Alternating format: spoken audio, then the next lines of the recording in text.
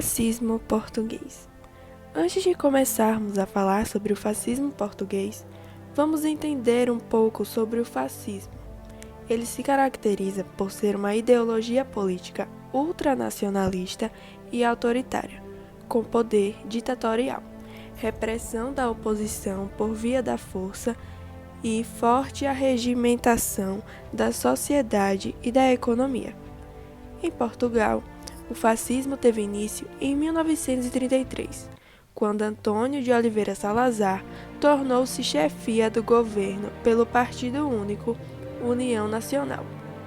Além de chefiar diversos ministérios, foi presidente do Conselho de Ministros do governo ditatorial do Estado Novo.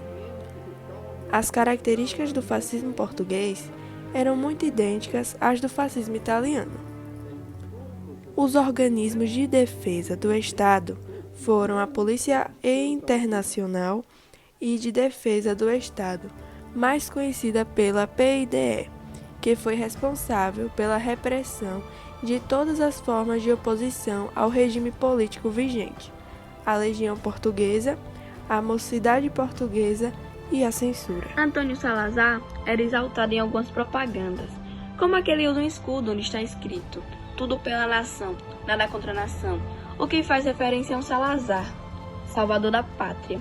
A outra, que fazem referência ao voto, como aqui diz, votar com Salazar é garantir a paz e o pão. Salazar foi convidado pelo presidente Oscar Carmona para cuidar das finanças do governo após alguns acordos.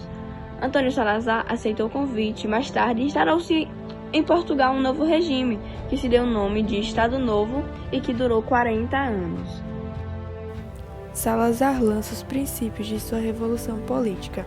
Este programa se aproxima da ditadura e com a supressão total dos direitos políticos, da submissão do exército e a criação dos mecanismos da repressão.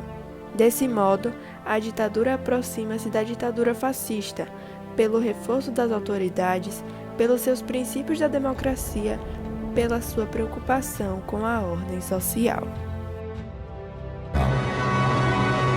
Oficiais e soldados, gentes do Minho e de Portugal.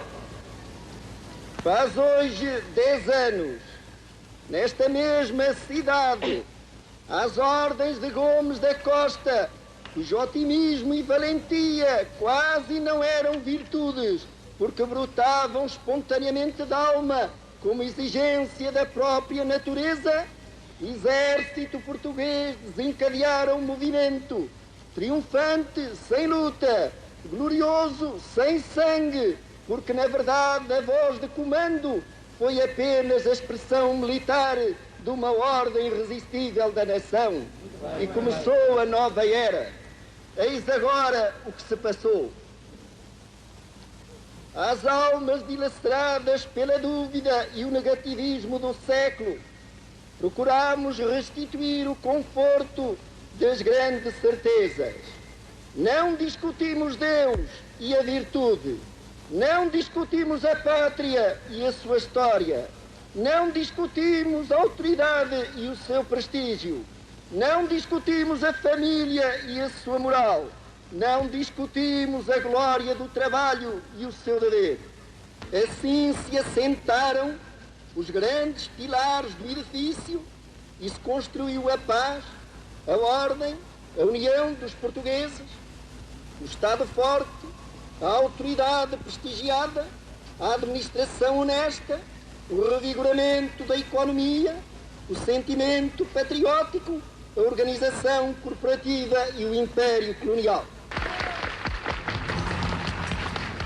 Consolidado aos 10 anos da Revolução do Estado Novo, ligando as Forças Armadas, sedimentando o movimento político, a União Nacional, Salazar sintetiza criar uma organização para a juventude e uma força militar repressiva. A mocidade portuguesa era obrigatória dos 7 aos 14 anos, e os seus membros usavam um cinto, cuja fivela ostentava a letra S de Salazar. Na justificação oficial de sua criação, seria dada à juventude uma organização nacional pré-militar que estimularia o desenvolvimento integrado de sua capacidade física, da formação do caráter e a devoção à pátria, e que a colocaria em condições de concorrer e ficar prontos para a defesa.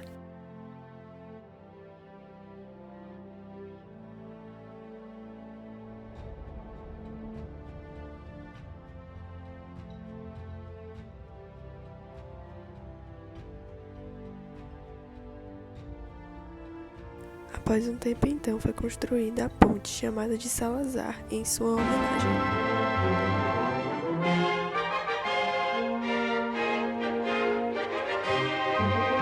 Uma obra notável da engenharia portuguesa que honra quem a concebeu e dignifica quem a realizou.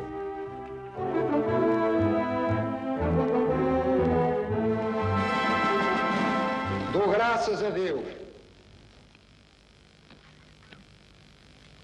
e declaro aberto ao trato e posta ao serviço da nação a Ponte Salazar.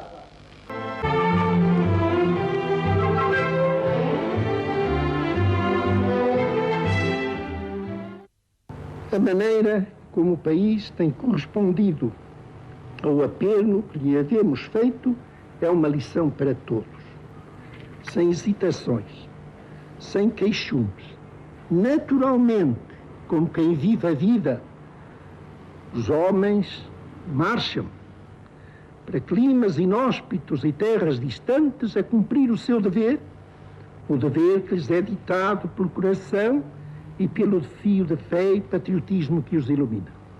Diante desta lição, eu entendo mesmo que não se devem chorar os mortos. Melhor, nós havemos de chorar os mortos se os vivos os não merecerem.